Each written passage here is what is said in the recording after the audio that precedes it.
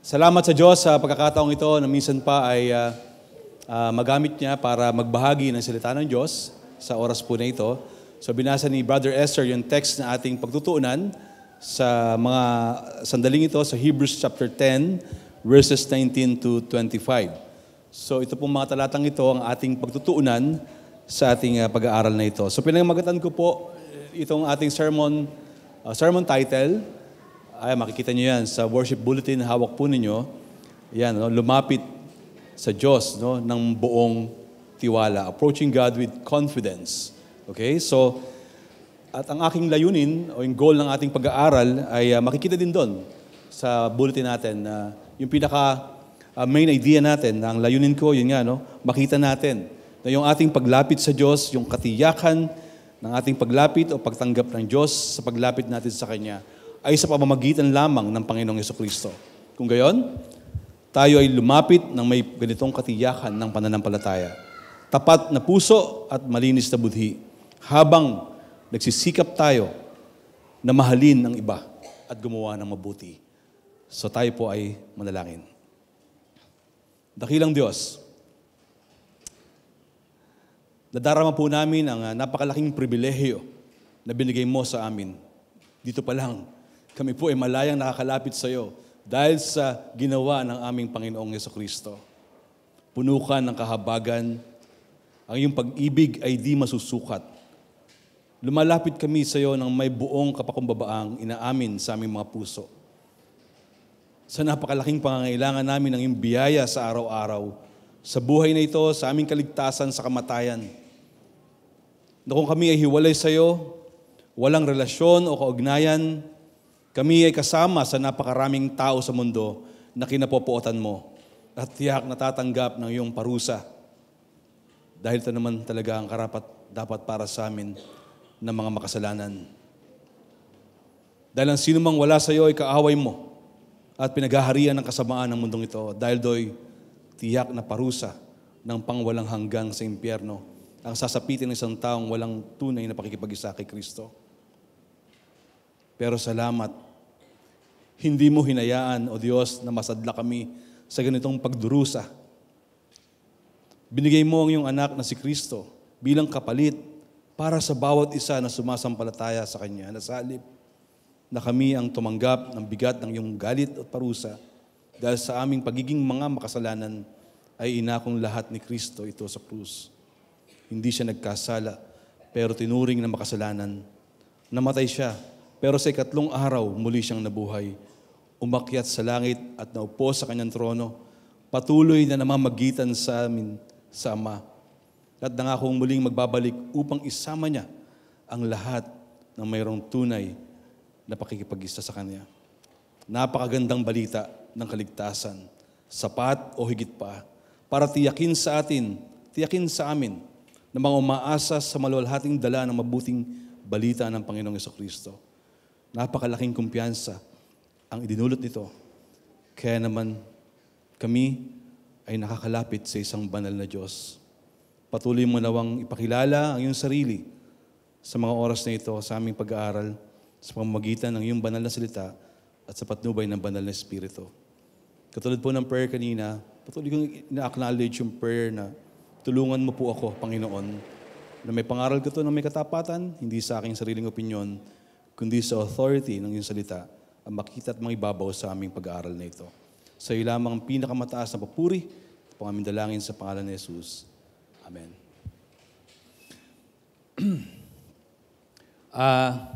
Nitong nakaraang Thursday, kasama ng ibang mga kapatid kay Kristo, na tinawag ng mga kagrupo ko na Old Testament Saints. Okay? Isa edad lang naman, ano po? Kahit hindi pa rin naman ako senior citizen. Meron kaming once a week na regular na pagkikita-kita at pag-aaral sa salita ng Diyos. Actually, nasa lesson 9 kami ng Following Jesus. Hindi lang po talaga itong pag-aaral na ito ay sobrang nakaka-enjoy sa bahagi ko po, sa parte ko, na makasama sila. Pero kung higit pa ay ang pag-aaral mismo na ito ay nagiging malaking paalala. Unang-una para sa akin, no? Sa amin, na mga kagrupo ko, na talagang kailangan nating marinig palagi sa ating buhay, araw-araw. Araw-araw na ibig sabihin, yung palaging ipaalala sa atin, no? Yung gospel. Of course, hindi lang sa aming grupo, kundi sa bawat isa sa atin, lahat tayo na narito ngayon. Bakit? Malaki ang tendency, di po ba, na makalimutan natin o ma-disregard yung truth na ito. Actually, yung experience na natin, yung magsasabi at magpapatunay nito, na maaaring dahil sa sobrang familiar tayo dito, o di kaya'y dahil na rin sa dami ng ating mga inaalala sa araw-araw sa buhay-buhay natin, o maaaring mga pinagkakaabalahan natin, ay talaga namang mapapreoccupy tayo sa mga intindihing ito.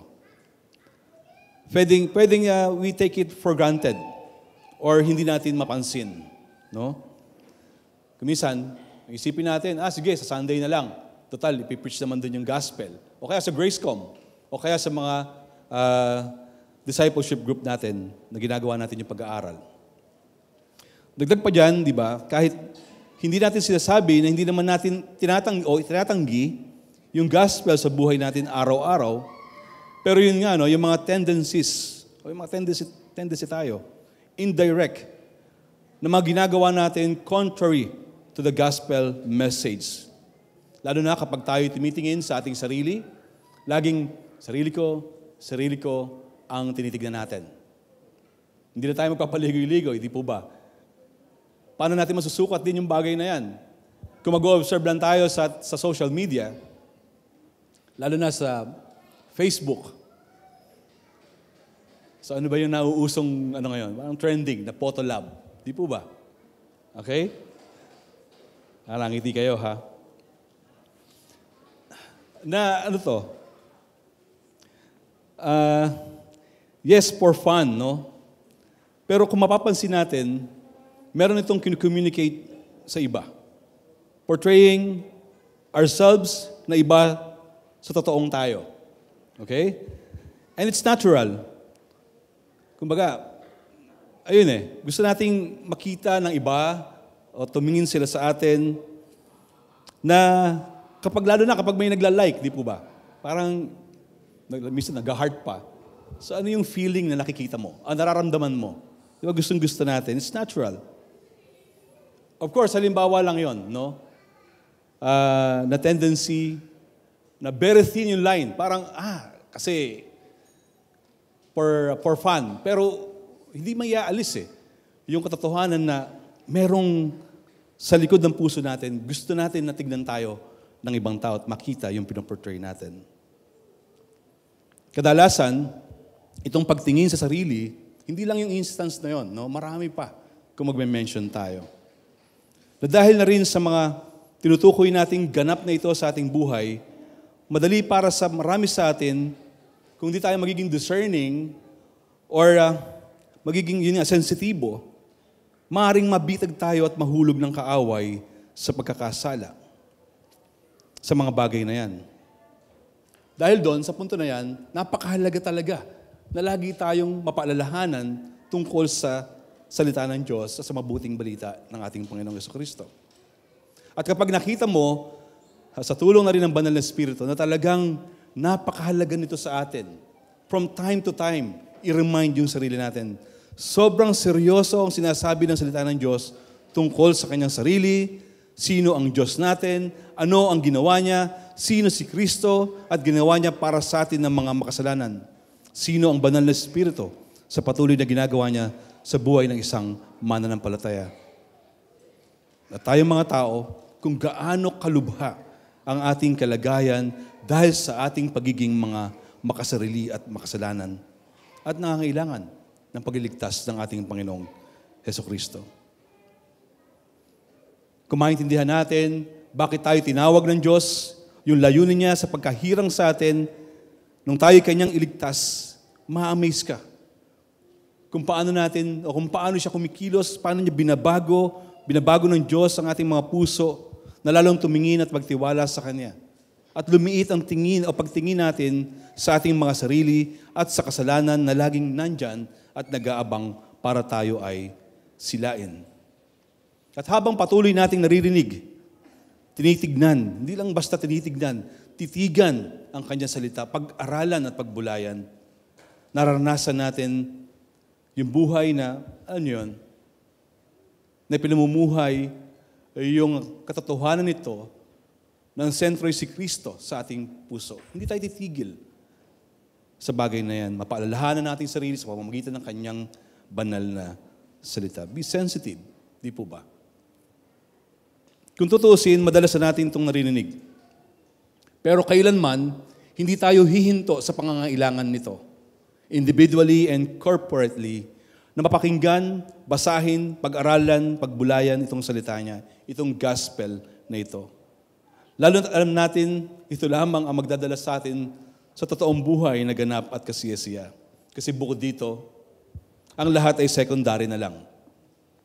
Hindi ang pera o kayamanan sa mundo, kapangyarihan, karunungan o lakas na meron ka ngayon. Katanyagan o anumang relasyon meron tayo sa tao dito sa mundo. Kasi ang lahat ng yan ay dito lang sa lupa at hindi pang matagalan at pang walang hanggan. Yes, you heard me right. Dito lang ito sa mundo habang tayo ay nabubuhay. Kaya, huwag mong kapitan, panghawakan o ipagmalaki ang mga ito. Well, don't get me wrong. Hindi masama o kasalanan ang mga bagay na ito na meron tayo. Maliban kung alam mo kung paano to nagiging pagpapala, kung paano to nagagamit para sa kalwatian ng Diyos, paano to nagiging mas makabuluhan sa'yo bilang isang individual, bilang isang Kristiyano. Paano ka nagiging mabuting katiwala ng mga kaloob na ito ng Diyos at nagagamit para sa ikakaluwalhati niya. So yung kaibahan, kung maintindihan mo, ang mga pinangahawakan mo o yung mga meron tayo galing sa Diyos.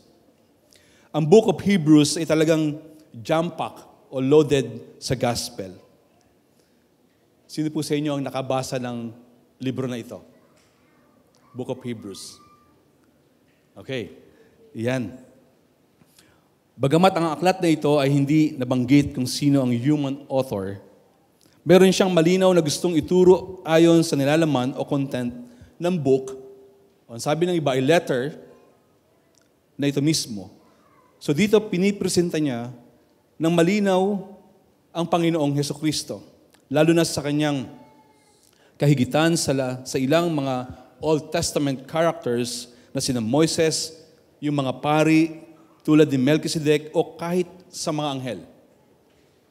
Na nagbibigay sa atin ng pahiwatig na maaring ang recipient o yung kanyang pinatutungkulan ng aklat na ito, yun nga, yung mga Jewish readers, whether Christians or not. At ang argument na yan ay makikita consistently within the orbit of the Old Testament scriptures and Jewish liturgy.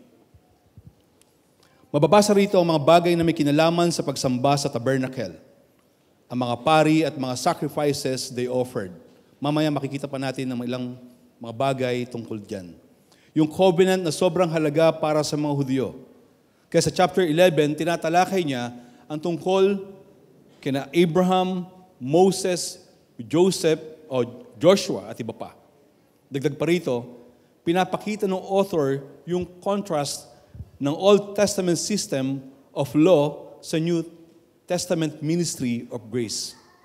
Binibigyan niya ito ng linaw sa kanila na itong Jewish religious system ay pansamantala lang at hindi magdadala sa kanila sa tunay na kapatawaran ng kasalanan at kalagayang pangwalang hanggan na higit na pinakamabuti sa pamamagitan ng Panginoong Hesukristo. So sa book na yan, tingnan natin ang ilang mga passages, tulad sa Hebrews 5:9, mababasa ang ganito. At nang siya'y maging ganap, siya'y naging walang hanggang tagapagligtas ng lahat ng mga sumusunod sa kanyang kalooban. Hebrews 9:12, minsan lamang pumasok si Kristo sa dakong kabanal-banalan at iyo'y sapat na. Hindi dugo ng mga kambing at guya ang kanyang inihandog, kundi ang sarili niyang dugo upang magkaroon tayo ng walang hanggang kaligtasan. Tuloy natin sa verse 15. Kaya nga, si Kristo ang tagapamagitan ng bagong tipan. Sa pamamagitan ng kanyang kamatayan, ipinatawad ang paglabag ng mga tao nung sila'y nasa ilalim pa ng naunang tipan.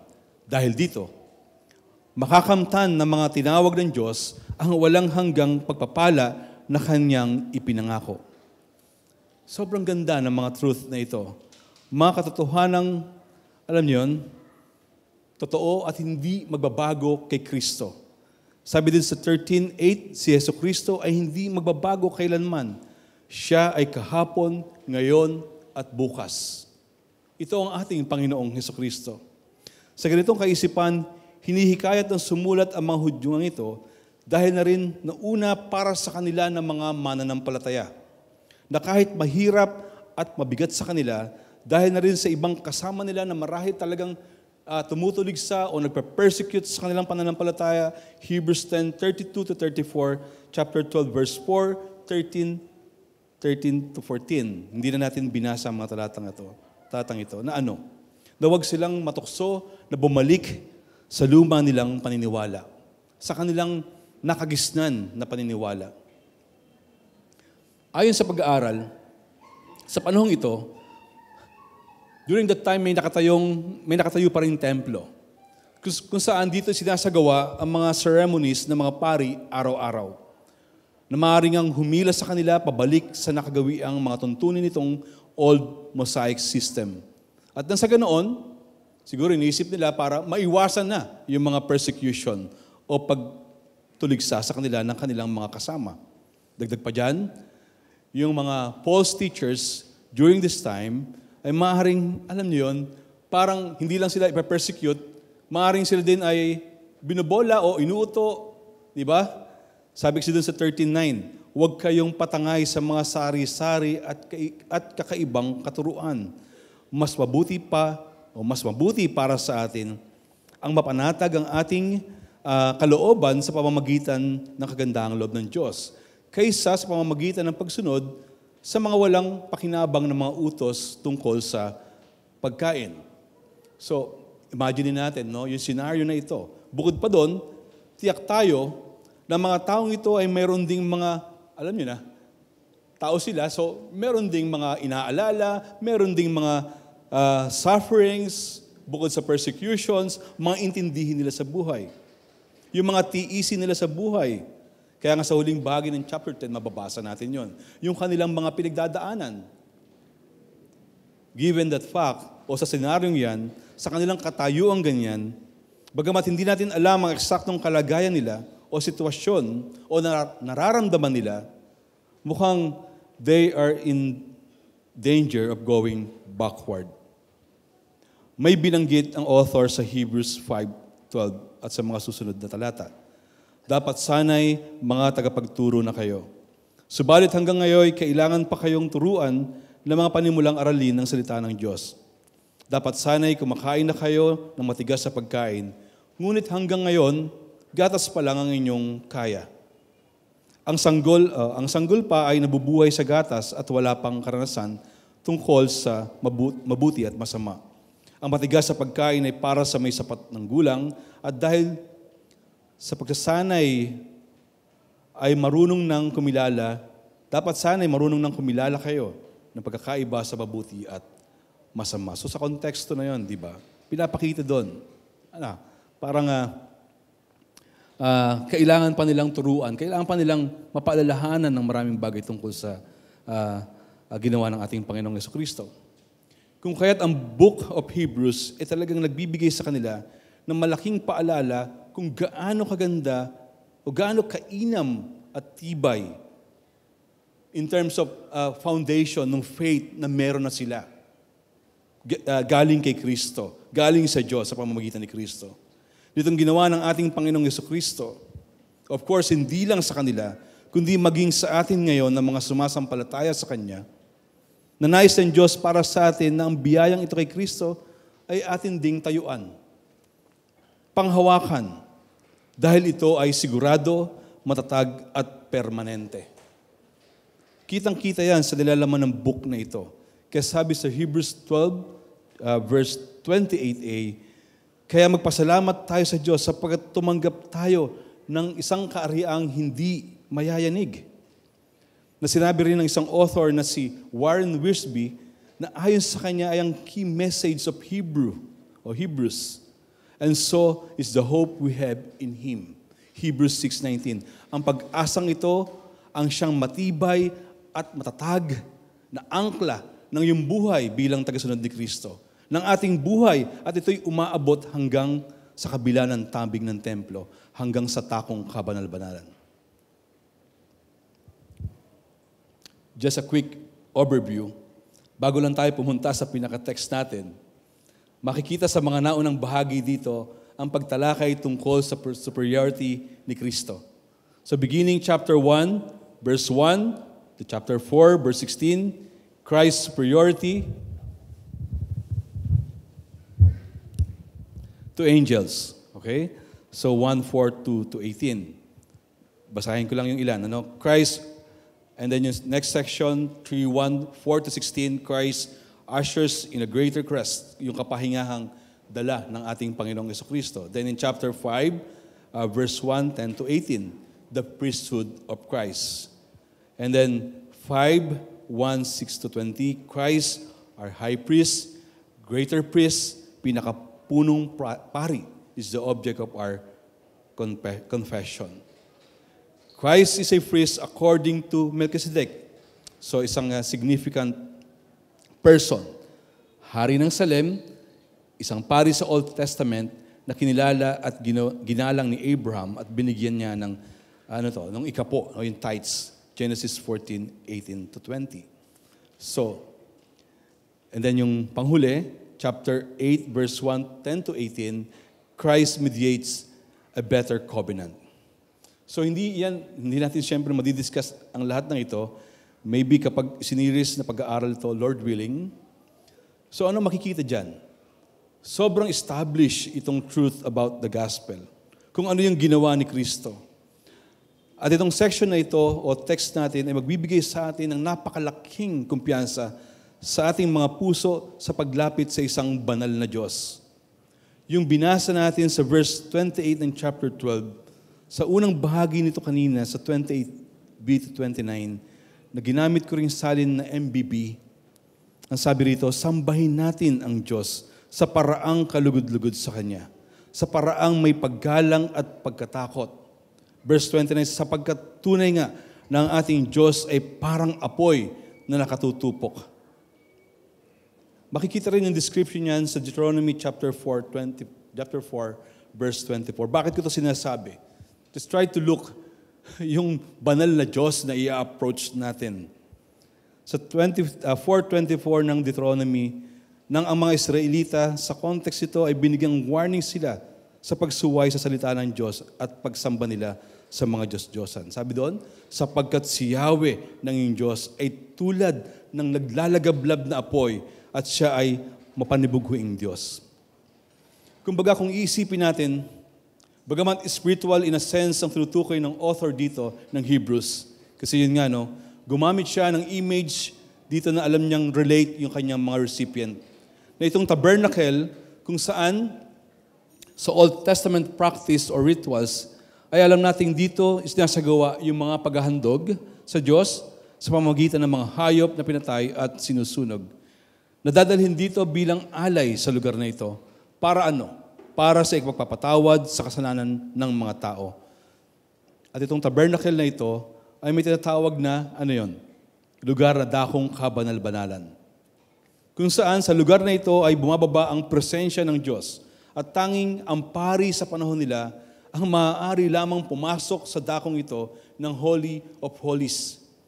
At ito ay taon-taon lamang upang doon ay dalhin yung mga offering.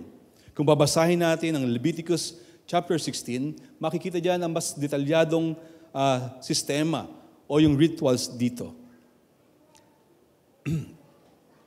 Ano ang gusto nating i-point out dito? Itong tabernacle ay mayroong ng barrier between the holy place to the Holy of Holies, between people and God. And only the death of Christ could tear that veil. Makikita yan sa account na mababasa natin sa Mark 15:37-38, nang mamatay ang Panginoong Jesucristo sa krus. Sabi doon, sumigaw ng malakas si Jesus at pagkatapos ay nalagutan ng hininga at napunit sa gitna ang tabing ng templo mula sa itaas hanggang sa ibaba. Napakagandang balita nito. Tignan natin mabuti. Makakalapit tayo sa Diyos na hindi inaalala, nababaliwalain o itataboy niya tayo. Yung Diyos na tumutupok na parang naglalagablab na apoy ay posible ng lapitan natin. Hindi tayo maaano. Bakit? Dahil sa ginawa ng Panginoong Jesucristo. Yung masunog, parang hindi pa ganoon kapanipaniwala sa ating panahon ngayon. Pero who knows, ang Diyos natin ay hindi nagbabago.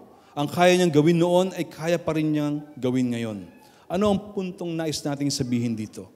Kung isipin natin, mabuti at maintindihan, kung gaano kalala o kalalim, karumi, deceitful ang mga puso natin, at pagkatapos ay tinanggap mo ang kapatawaran sa kasalanan na kailanman ay hindi natin deserve, hindi natin kayang bayaran, hindi mo maitatago sa iyong puso ang pagpapasalamat at pagpupuri at pagkamangha sa Diyos dahil sa ginawa niya sa atin sa pamamagitan ng kanyang anak.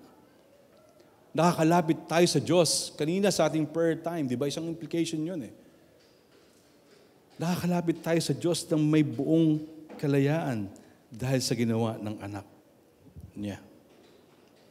After nitong chapter 1, verse 1, 10-18, discussing the foundational truth of the gospel, the author is now exhorting them. Actually, nagsimula ito sa verse 22. Tapos sa verses 19-21, yan, nagbanggit na tayo ng ilan dyan kanina lang. Meron na tayo ngayong lakas ng loob na lumapit sa Diyos dahil sa ginawa ni Kristo. It rests on the finished work of our Savior. Nakita natin yan sa Day of Atonement. Yung ceremony, ang mga punong pari ay hindi basta makakapasok sa kabanal-banalang dako unless he had the blood of the sacrifice, yung galing sa hayop na dala. Tumigis yung dugo doon, so yon ihahandog. Hebrews 9:7, ngunit tanging ang pinakapunong pari ang nakakapasok sa ikalawang bahagi at ito'y minsan lamang niyang ginagawa sa loob ng isang taon. Siya'y may dalang dugo na inihahandog sa Diyos para sa mga kasalanang nagawa niya at ng mga tao na hindi nalalaman. Pero dahil sa dugo ni Kristo, tayo'y malaya ng makakapasok sa banal na presensya ng Diyos. At minsan lang ito. Ngunit, ang maganda, ito ay pangmatagalan at pangwalang hanggan. Verse 20, binuksan niya para sa atin ang isang bago at buhay na daang naglalagos hanggang sa kabila ng tabing. At ang tabing na ito ay ang kanyang katawan. Sa pamamagitan ng katawan ni Kristo na napako sa krus at namatay rito, at alam nating nabuhay sa ikatlong araw, matapos na siya'y ilibing, at sa kanyang pagkabuhay na muli, siya'y umakyat sa kaitaasan sa kanyang trono, kasama ng Ama magpawalang hanggan. At siya'y mananatiling buhay sa kanyang trono magpakailanman, maghahari at patuloy na mamamagitan sa atin sa Ama. Sa bawat isang tunay na may pakikipag-isa sa Kanya, what a great privilege we have. Dahil kay Kristo, malaya tayong nakakalapit sa Ama. Dahil sa Kanyang katawan na namatay sa krus, di ba? Sobrang laking ganda nito. Mabuting balita para sa atin. Hebrews 7:25, dahil dito, lubusan niyang maililigtas ang lahat ng lumalapit sa Diyos sa pamamagitan niya, sapagkat siya'y nabubuhay magpakailanman upang mamagitan para sa kanila, upang mamagitan sa iyo, sa akin, sa Ama, sa bagay na ito. Si Kristo ang ating nag-iisang pag-asa sa buhay na ito. Dahil siya'y buhay at wala nang iba na maaring ipampalit sa Kanya. Isipin na lang natin ang lahat ng bagay o meron sa mundong ito. Pwedeng magbigay tayo ng parang exaggeration lang. Makamtan na natin ang lahat ng gusto natin. Pero ang lahat ng ito ay magdadala lamang sa atin sa kabiguan at kapahamakan kung dito natin ilalagak ang ating kumpiyansa at tiwala sa buhay natin. Pero kung kay Kristo, nakalagak ang iyong tiwala, makakalapit ka sa Ama. Secured yung kaligtasan mo, meron kang buhay na walang hanggan dahil kay Kristo. Verse 21. Tayo may isang pinakapunong pari na namamahala sa sambahayan ng Diyos. Interestingly, ang author ay nagbigay ng encouragement sa mga believers dito, sa mga kapatid kay Kristo. Excuse me.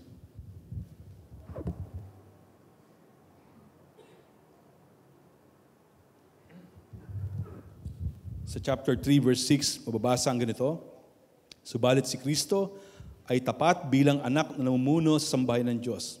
At ito ang kanyang sambahayan. Kaya't matibay ang ating pag-asa at hindi natin ito kinahihiya. Na magbibigay sa atin ng pagtingin na hindi lang, mga believers, but a particular group of believers or church. Kaya nga sa verse 25, merong command dito tungkol sa hindi pagpapabaya sa pagdalon, sa mga pagtitipon. So tignan natin yan maya-maya. So itong verses 19 to 21 ay nagpapakita ng kahalagahan kung ano ang ginawa ni Kristo upang sila at maging tayo ay makalapit sa Diyos not as an individual but also corporately. Nataglay ang malaking pribilehiyo hindi dahil karapat-dapat tayo para sa bagay nito kundi dahil nga sa ating Panginoong Hesukristo. Then, in verses 22 to 25, let's look at this exhortation or commands.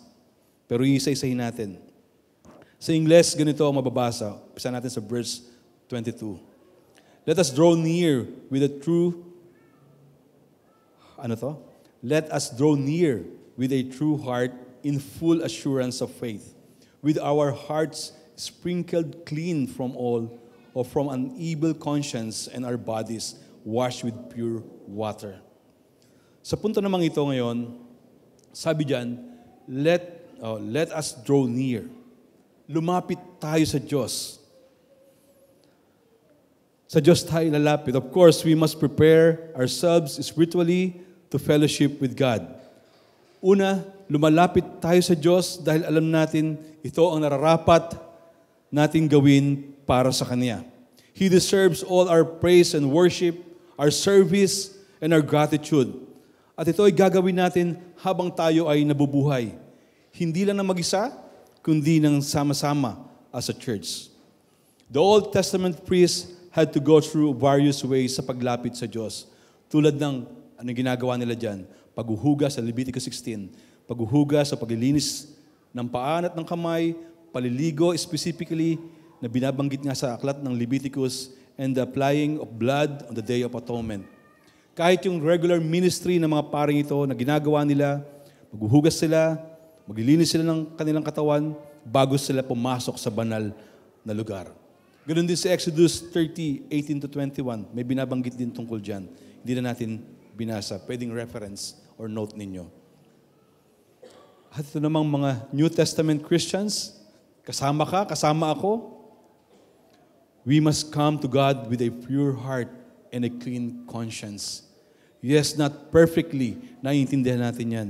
Pero yung postura ng iyong puso na may tunay na pagkamuhi, pag-amin at paghingi ng tawad sa Diyos sa ating mga kasalanan. Ito yung pangalawa. Dahil nais nating may kalinisan ng puso at malinis na budhi, tayong lumapit at humarap sa Diyos. Sa Diyos tayo lumalapit. Yes, spiritual side. How about yung manifestation niyan sa physical natin? Mahalaga yung paghahanda sa ating paglapit sa Diyos. Nakaka-encourage na makita kayo. Narito tayong lahat para sama-samang sumamba sa Diyos. Pero bago nangyari yung pagkakataong ito, so kamusta yung inyong paghahanda? Kagabi, kahapon, o mga nagdaang araw, paano mo hinihanda ang iyong sarili sa paglapit sa Diyos? Given yung spiritual aspect ng buhay natin. Pero the way you act sa buhay mo, nagpupuyat ka ba bago dumating ang linggo? Hinahanda mo ba yung mga bagay na bibihisin mo Mahalaga yon. Nagko-communicate yun ng kaseryosohan natin sa paghahanda sa paglapit sa Diyos. Lumalapit tayo sa isang Diyos na karapat dapat lapitan at asambahin sa buhay natin. How much more, tayo na kanyang mga nilikha. Lalapit tayo in awe and wonder. At nakikita yon sa ating ginagawa at paghahanda rin sa ating buhay. Basahin natin yung 1 John chapter 1 verse 5 to chapter 2 verse 2.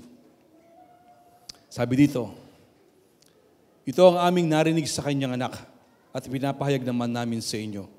Ang Diyos ay liwanag at walang anumang kadiliman sa Kanya.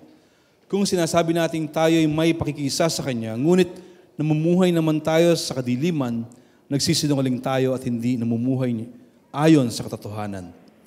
Ngunit kung namumuhay tayo sa liwanag, gaya niya na nasa liwanag, tayo nagkakaisa at ang lahat ng ating kasalanan ay nililinis ng dugo ni Jesus na kanyang anak. Kung sinasabi natin tayo walang kasalanan, dinadaya natin ang ating sarili at wala sa atin ang katotohanan. Subalit kung ipinapahayag natin ang ating mga kasalanan, patatawarin tayo ng Diyos sa mga ito at lilinisin tayo sa lahat ng ating kasalanan sapagkat siya'y tapat at matuwid. Kung sinasabi natin hindi tayo nagkakasala, ginagawa nating sinungaling ang Diyos at wala sa atin ang kanyang salita. Chapter 2, verse 1 and 2, mga anak, isinusulat ko ito sa inyo upang huwag kayong magkasala. Ngunit, kung magkasala ang sino man, may tagapagtanggol tayo sa Ama, si Yesu Kristo, ang matuwid. Si Kristo ang handog sa pagpapatawad ng mga kasalanan, hindi lamang ang ating mga kasalanan, kundi maging ang kasalanan ng lahat ng tao. Bakit natin binasa yung talatang ito? Going back dun sa essence nung paglapit natin with a pure heart and clear conscience, di ba, lalapit tayo sa Diyos na may tapat na puso. Gagawin natin yon. Dahil ayaw ng Diyos na alam mo yon, madhaya yung ating puso. May kasalanan ka pero tinatago mo. Why not aminin mo na dahil alam naman ng Diyos? Kasi ang haharapin natin ay Diyos na banal. And we are grateful. Hindi imposible na patawarin niya yung ating mga kasalanan. So nakita na nga natin na si Jesus ang daan para dito. Lalapit tayo sa Kanya ng buong puso at buong pananampalataya dahil sa Panginoong Jesucristo. Hindi mo ipagmamalaki ang kasalanan, kundi idudulog mo ito sa Diyos at ihihingi ng tawad sa Kanya. Ang ganda na sinabi ng mga talatang ito sa katiyakan na meron tayo sa Panginoong Jesucristo. Sa kapatawaran na available sa bawat sumasampalataya sa Kanya, nakaibahan natin sa mga unbelievers. Pero it also reminds us na hindi para gawing lisensya o paglaruan ang kasalanan. At ikatwiran mo, sige, Lord, mapagpatawad ka naman, mapagbiyaya ka naman, patatawarin mo naman ako. Sagana naman ng kanyang kagandahang loob. Wrong theology. Di ba? No. Sabi sa Romans 6:1-4, verse 6, hindi. Tayo patay na sa kasalanan. Verse 6, alam natin na ang dati nating pagkatao ay naipako na sa krus kasama niya upang mamatay ang ating makasalanang pagkatao at nang hindi na tayo maalipin pa ng kasalanan. Lalapit tayo sa Diyos dahil ito ang nararapat gawin sa Diyos na banal na katulad niya. And we have an access because of Jesus. Lumapit tayo.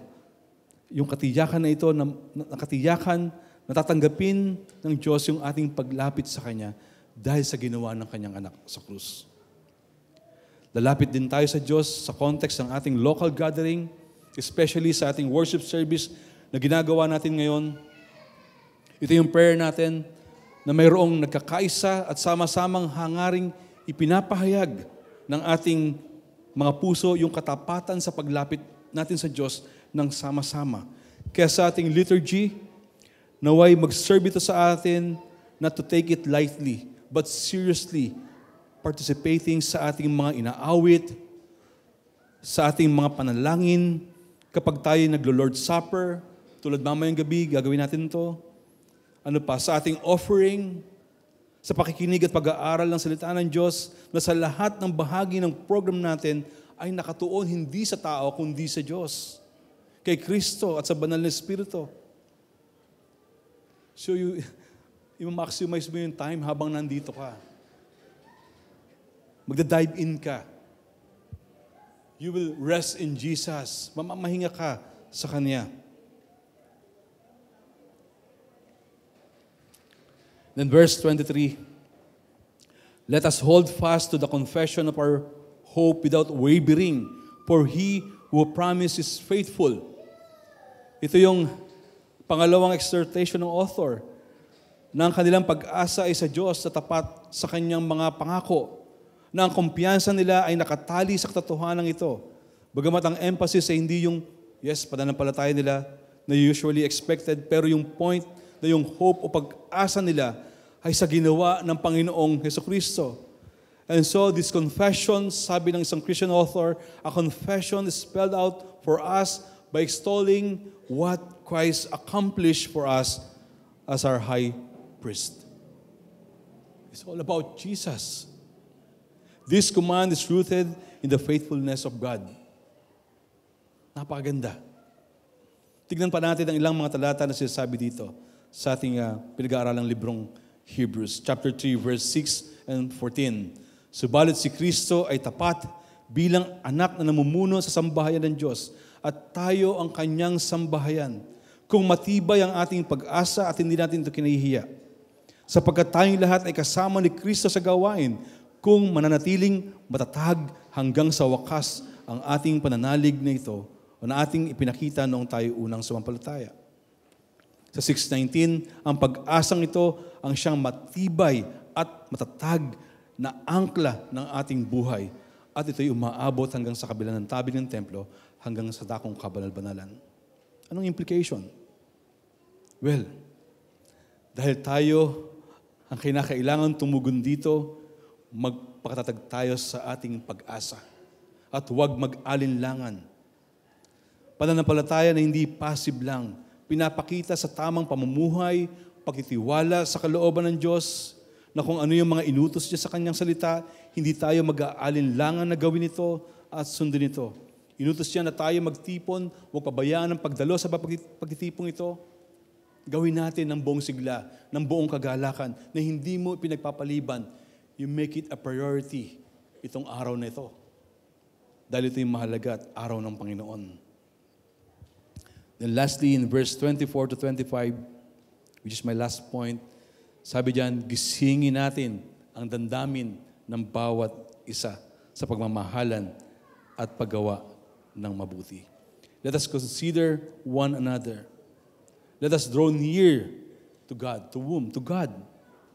With pure heart. Yun yung unang punto. And then number 2, let us hold fast. Magpakatatag tayo sa ating pag-asa. Then itong huli, let us consider one another. I think sa punto na ito, kung maalala nyo, sa ating katatapos na Live Together series, sa ating Church Covenant series dito sa BBCC.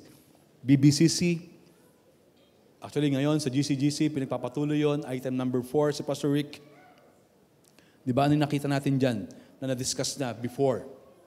Medyo sariwa pa sa akin kasi last Sunday, yung commitment number 4, may kinalaman sa pagtitipon. Sama-samang, item number 3, yung 4 ngayon. No? Yung number 3, pagtitipon. Ang papaalala at nagtuturo sa atin sa napakalaking kahalagahan ng sama-samang pamumuhay bilang church sa pagsasakatuparan ng ating tipan sa iglesia. Noong last Sunday na ako po ay na-assign sa GCGC. So yun, no? Item number 3, itong pagtitipon ng church. Ng encouragement na binibigay dito sa text na yon, or a command, ay makikita ang malinaw na layunin ng paghihikayat sa isa't isa.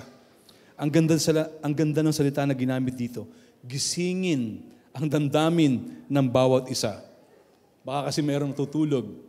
May tutulog-tulog. Idle. O baka may natutulog sa inyo dyan ngayon. So gisingin ang bawat isa. Alright?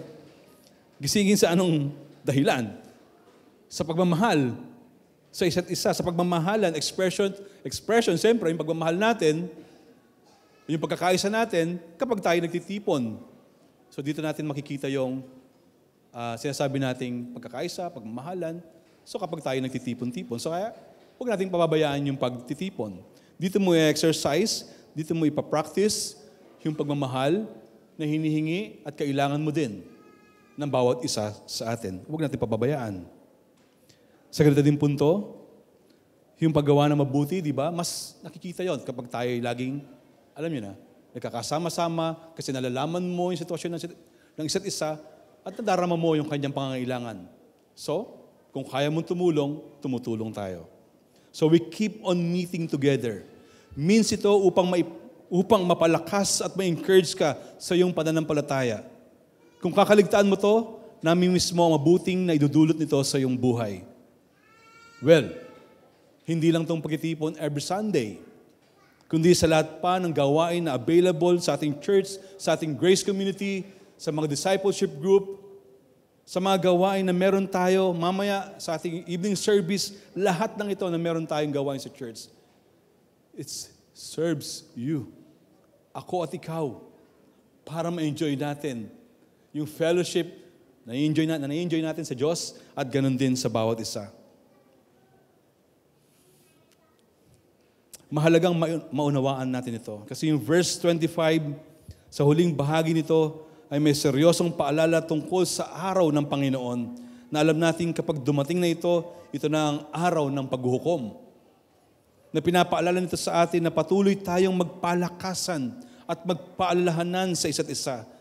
Lalo na nga para sa iba na alam nyo na hindi natin nakikita sa ating mga pagtitipon, na hindi na uma-attend sa mga gatherings natin.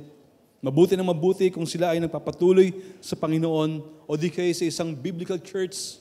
Bagamat kung wala sila, pero temporary lang. Sana yung prayer natin na hindi umalis. Bagamat may mga pinag-usapan tayo dyan tungkol sa pag-alis. Pero yung desire ng ating puso na makasama sila, makasama natin ang bawat isa sa mahalagang gawain natin. Pero kung hindi natin to papansinin, kung hindi pala ito, o kung hindi pala ang isang tao ay dahil hindi siya nakaka-attend, sobrang libang na pala sa kanyang ginagawa sa kanyang sarili, sa kanyang buhay, o sa ibang mga bagay, at hindi na kinakikitaan o matabang na pala sa kanyang pagmamahal, pagkatapos, di ba, parang na-encourage mo siya, napaalalahanan mo siya, napag-pray mo siya, nag-send ka ng prayer sa kanya, and then na-encourage siya, napalakas siya sa kanyang pananampalataya, nagsalba sa kanyang buhay, kasi hindi natin alam eh. Hindi natin sila nakakasama. Sa mahabang panahon na sila ay absent, di po ba? May problema na pala siyang kinakaharap. May mga bagay na pala siyang hindi siniseryoso sa kanyang buhay, sa kanyang pagkatawag bilang mananampalataya. Na nakikita sa kanyang pamumuhay dahil matabang na siya sa mga, o yung response niya sa mga gawain meron tayo. Hindi mo nakikita. Hindi pwedeng sabihin ng isang Kristiyanong ito, okay naman kami ni Lord. Hindi.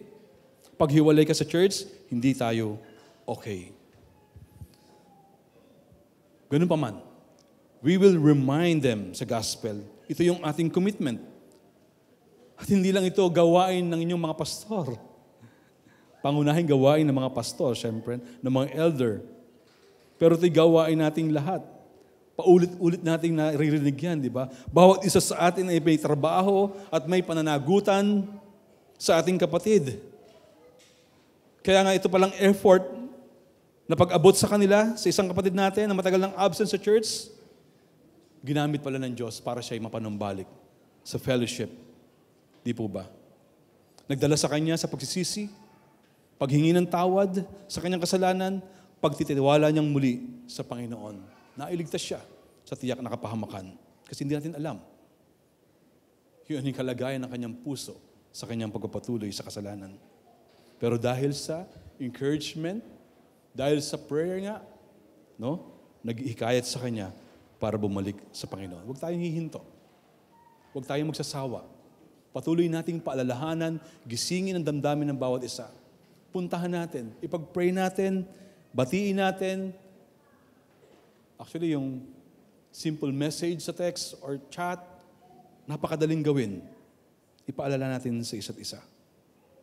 Ang dali din, simple lang. Lumingon ka lang sa mga katabi natin, sa paligid natin, makikita mo yung mga wala dito. At mahabang panahon na hindi natin nakikita.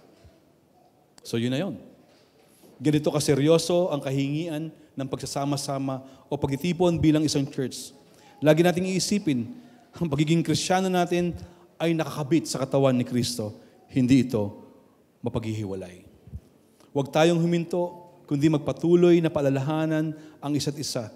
Tulungan ang nangangailangan. Mahaling patuloy ang isa't isa na binigay ng Diyos sa atin. Itong church na meron tayo, tulad ng pagmamahal ni Kristo sa iglesia na tinubos ng kanyang dugo. Naway mas lalo pang umaalab ang iyong puso sa pagmamahal sa kanyang iglesia na pinagkaloob niya sa atin habang tayo'y nagpapatuloy, nabubuhay, tumatagal sa ating pagsasama-sama. Hindi yun dahil, alam niyo yun, sa tagal na natin nagsasama-sama, parang ang ilan sa atin tinatabangan na lang, paulit-ulit na lang, pangkaraniwan na lang, pero hindi ganoon. Hopefully, yung pagtrato natin sa ating church. Sa kabila ng ating pagkakaiba-iba, mas lalo nawang makita ang pagkakaisa natin sa mabuting balita ng Panginoong Jesucristo. Napakalaking privilege sa atin yun. Napakalaking privilege na makasama ko kayo. Ikaw din sa bawat isa. Compare sa ibang mga pagtitipon, sa ibang mga gawain, ang church ay naiiba. Purihin ang Diyos sa katiyakan na meron tayo. Hindi lang sa kaligtasan na sinigurado na niya, sa bawat isang tunay na mapakikipag-isa sa Panginoong Jesucristo, kundi sa malaki at tiyak na pag-asa na meron tayo dahil sa katapatan ng Diyos. Binigay na niya ang kanyang anak para sa atin, sapat para punuin ang ating mga puso na nag-uumapaw na kagalakan, pasasalamat, pagpupuri at pagsamba sa Kanya. Patuloy tayong tumingin, ituon natin ang ating puso at isipan sa author ng ating pananampalataya na walang iba kundi ang ating Panginoong Jesucristo. Dahil ito ay sigurado, matibay, matatag, nadudulot na mabuting balita. Hebrews 12:2a, ituon natin ang ating paningin kay Jesus. Sa Kanya nakasalalay ang ating pananampalataya mula simula hanggang katapusan. Let's pray.